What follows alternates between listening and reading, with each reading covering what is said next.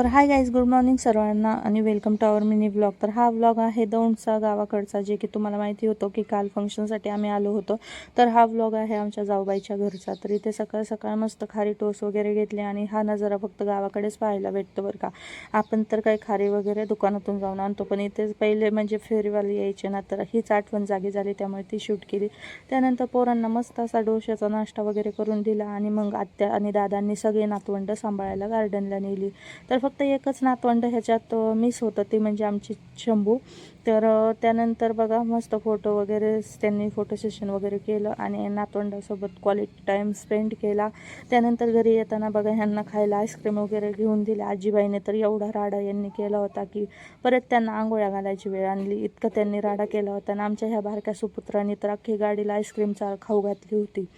तर मस्त असं सगळे एकत्र आल्यावर छान फिलिंग येते.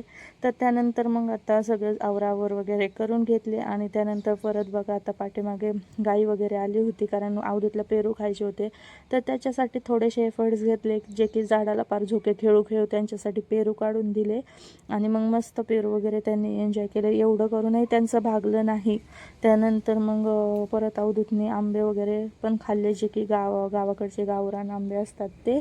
तर आजच्या व्लॉगमध्ये एवढंच. भेटू नवीन एका व्लॉगमध्ये, तोपर्यंत bye, take care all of you.